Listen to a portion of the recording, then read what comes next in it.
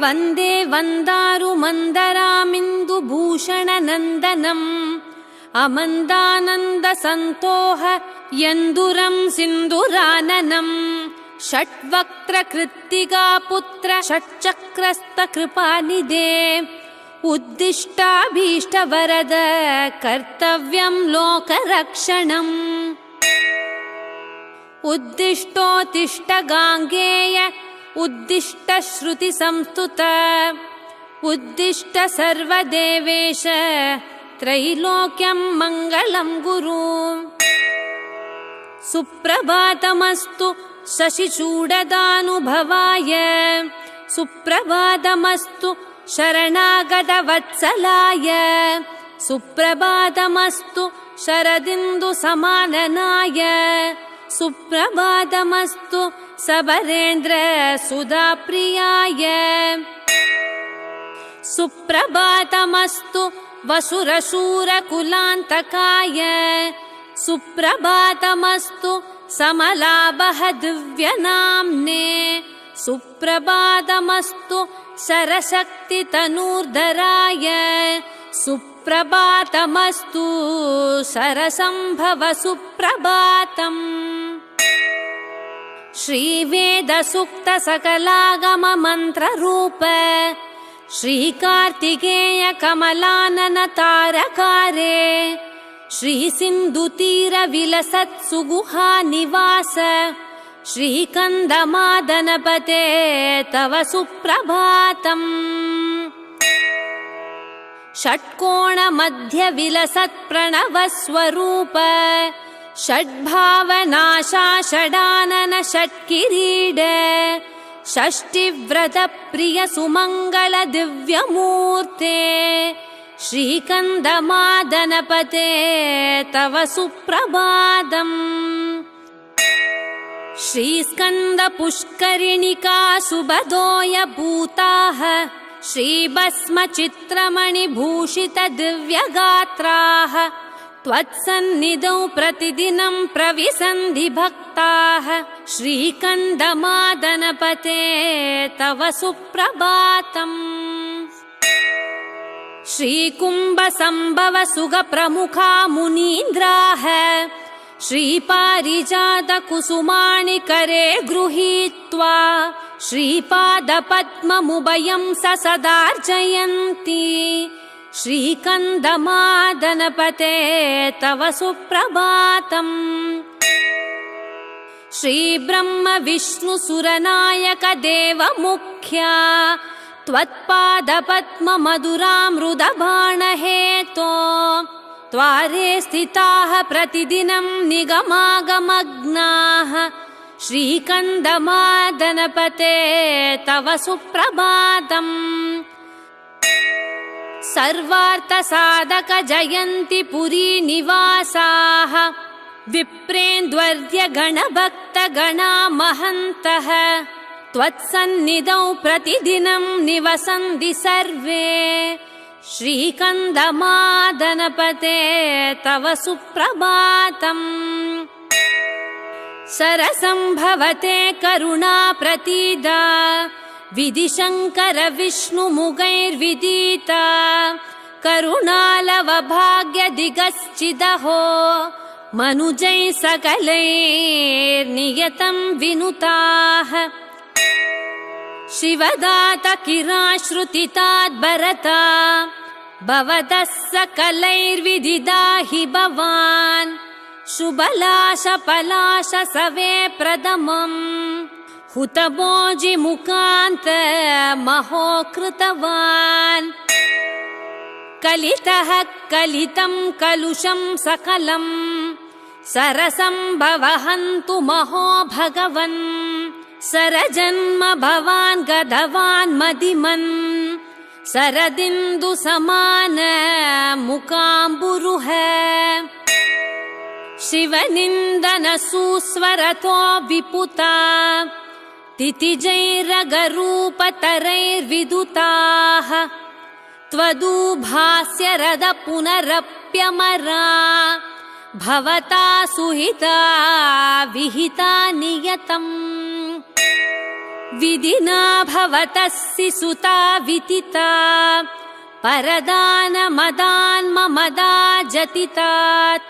प्रणवार्तकृते भवता तु निजवीरवरै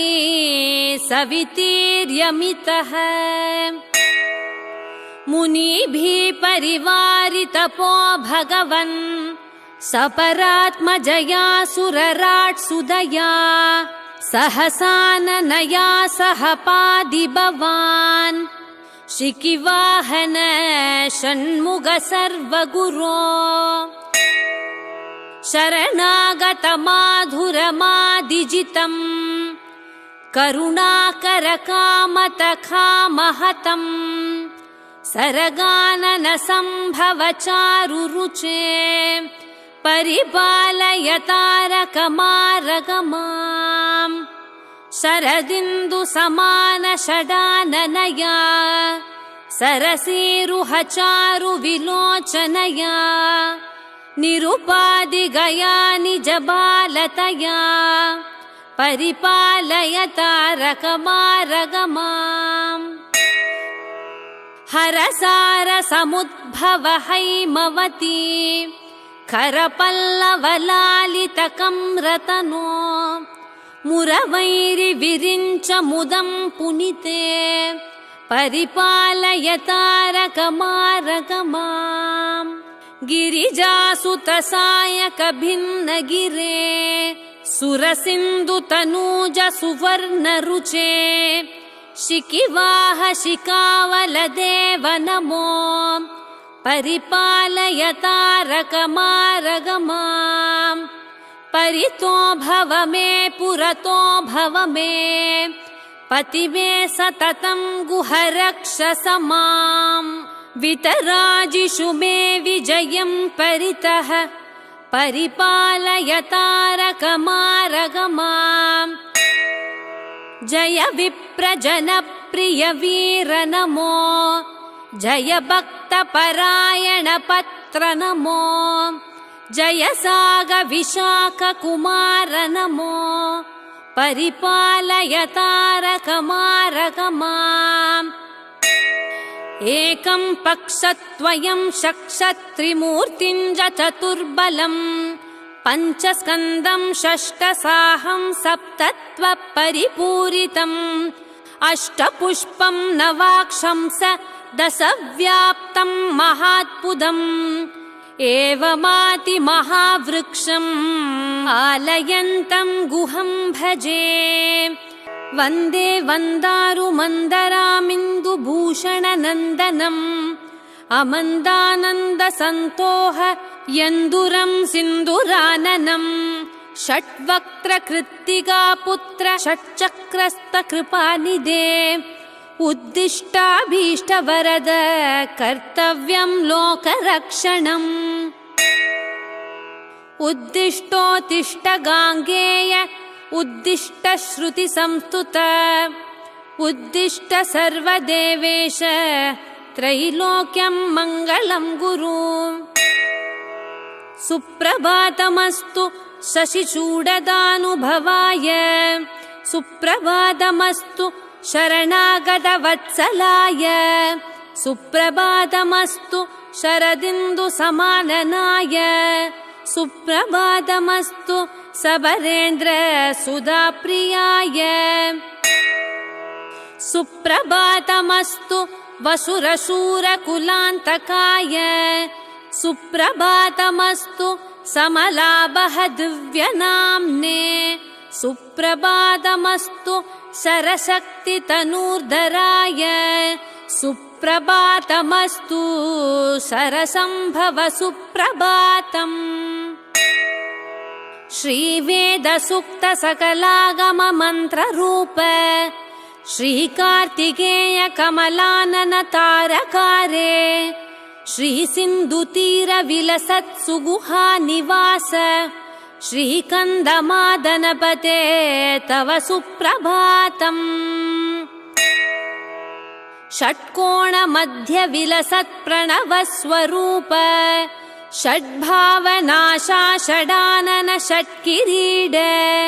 षष्टिव्रतप्रियसुमङ्गलदिव्यमूर्ते श्रीकन्दमादनपते तव सुप्रभातम्। श्रीस्कन्दपुष्करिणिका सुबधोयभूताः श्रीभस्मचित्रमणिभूषितदिव्यगात्राः त्वत्सन्निधौ प्रतिदिनं प्रविशन्ति भक्ताः श्रीकन्दमादनपते तव सुप्रभातम्। श्रीकुम्भसम्भव सुगप्रमुखा मुनीन्द्राः श्रीपारिजातकुसुमानि करे गृहीत्वा श्रीपादपद्ममुभयं सदार्चयन्ति श्रीकन्दमादनपते तव सुप्रभातम्। श्रीब्रह्म विष्णु सुरनायक देवमुख्या त्वत्पादपद्ममधुरामृतबाणहेतो त्वारे स्थिताः प्रतिदिनं निगमागमग्नाः श्रीकन्दमादनपते तव सुप्रभातम्। सर्वार्थसाधक जयन्ति पुरी निवासाः विप्रेन्द्वर्यगणभक्तगणा महन्तः त्वत्सन्निधौ प्रतिदिनं निवसन्ति सर्वे श्रीकन्दमादनपते तव सुप्रभातम्। सरसम्भवते करुणा प्रतीदा विधिशङ्कर विष्णुमुगैर्विदिता करुणालवभाग्यदिगश्चिदहो मनुजैः सकलैर्नियतं विनुताः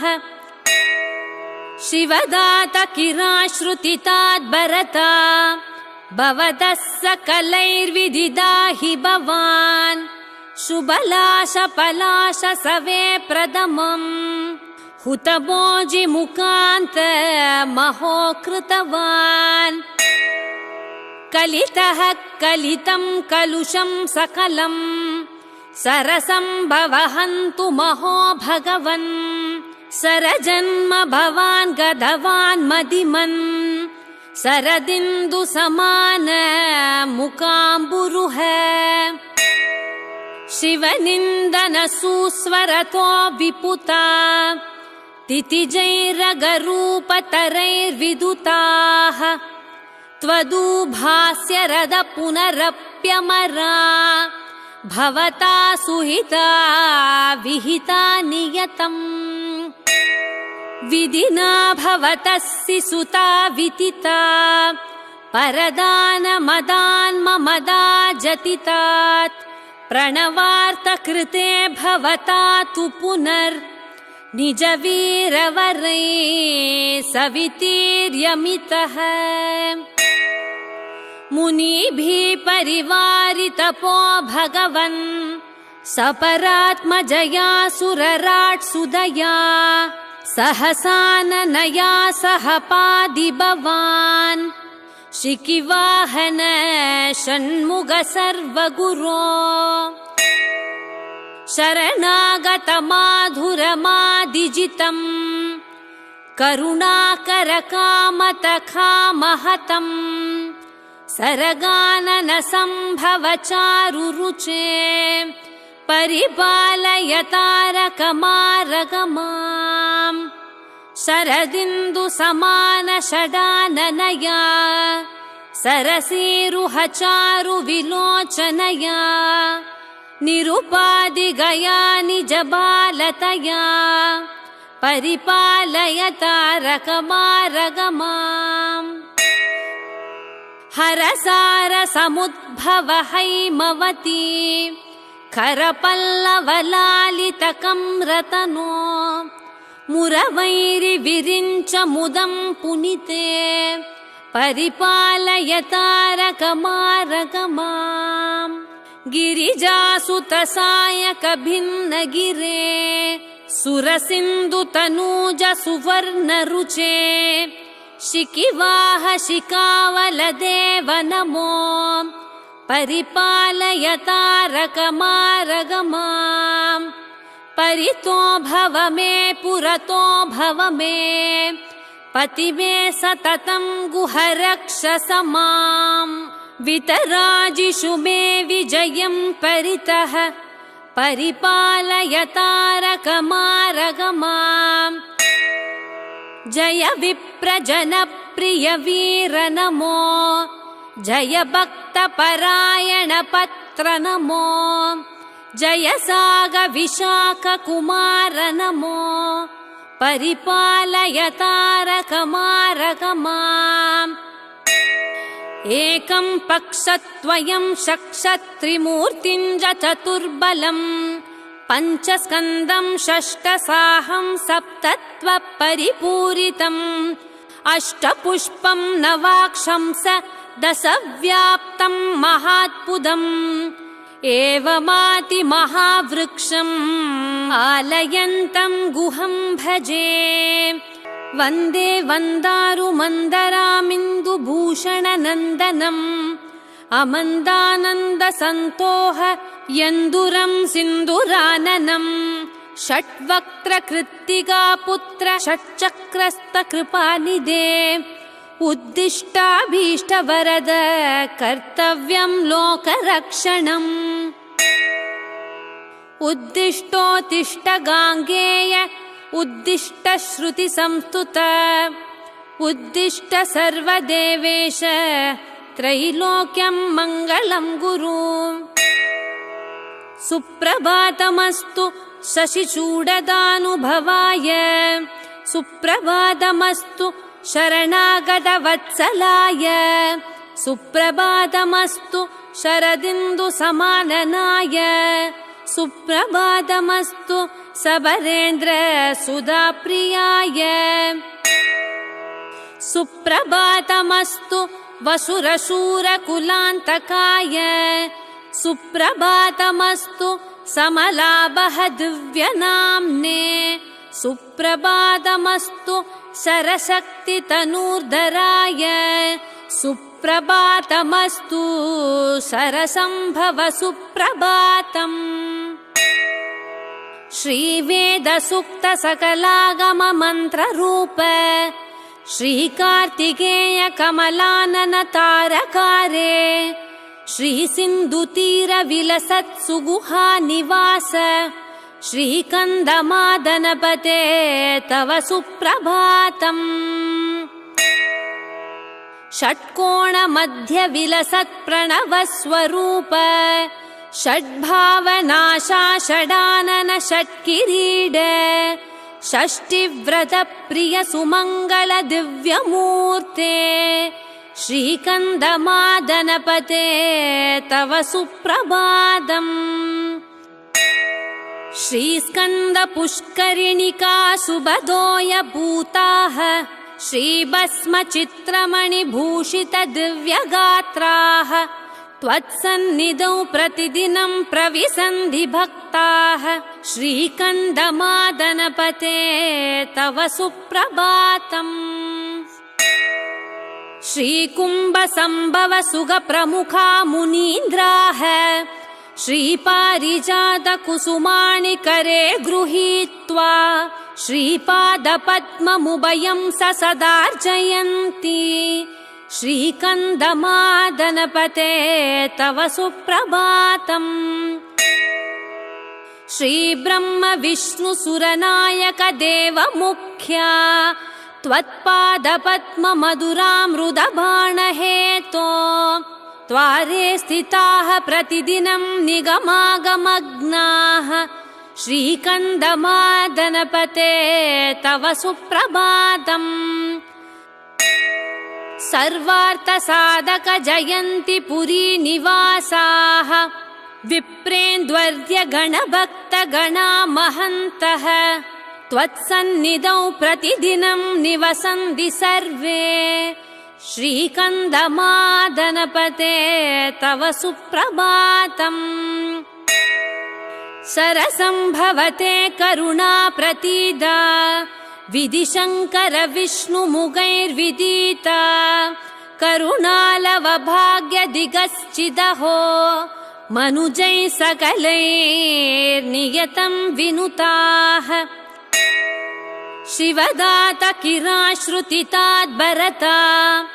भवतः सकलैर्विदिदा हि भवान् शुभलाशपलाश सवे प्रथमम् हुतभोजिमुखान्त महो कृतवान् कलितः कलितं कलुषं सकलं सरसं भवहन्तु महो भगवन् सरजन्म भवान् गधवान् मदिमन् सरदिन्दु समान मुकाम्बुरुह शिवनिन्दन सुस्वरतो विपुता तिथिजैरगरूपतरैर्विदुताः त्वदुभास्य रद पुनरप्यमरा भवता सुहिता विहिता नियतम् विधिना भवतस्सि सुता वितिता परदानमदान्ममदा जतितात् प्रणवार्थकृते भवता तु पुनर् निजवीरवरै सवितीर्यमितः मुनिभिः परिवारितपो भगवन् सपरात्मजया सुरराट्सुदया सहसाननया सह पादिभवान् शिखिवाहन षण्मुख सर्वगुरो शरणागतमाधुरमादिजितम्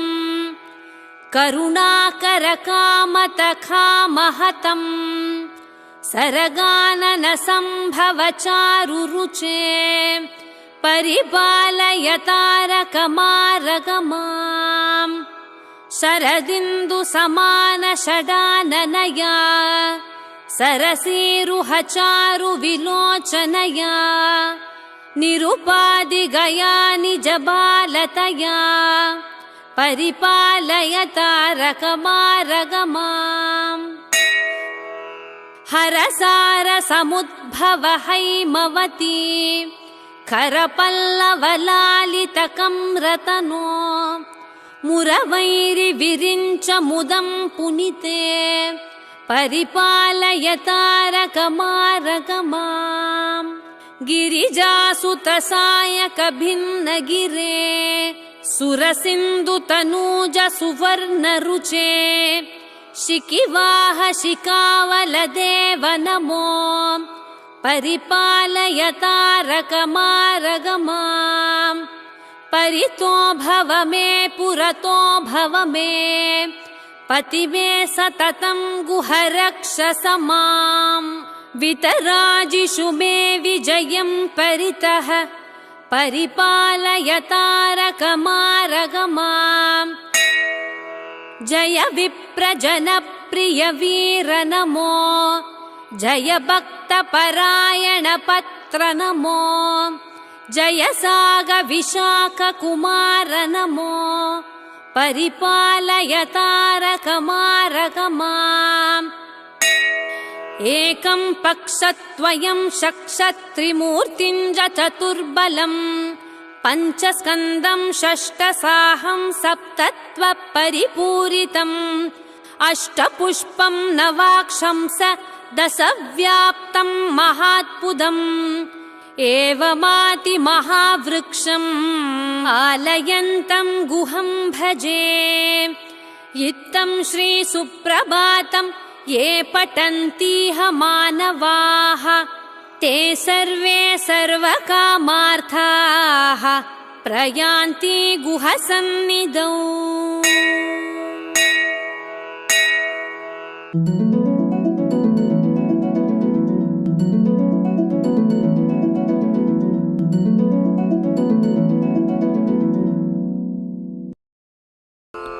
ॐ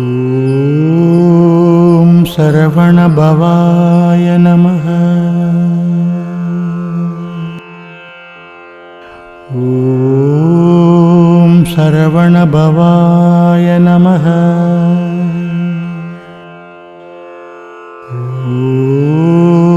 ॐ सरवणभवाय नमः।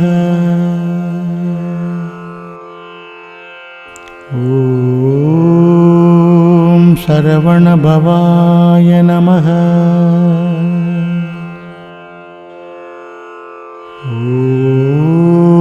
ॐ शरवणभवाय नमः।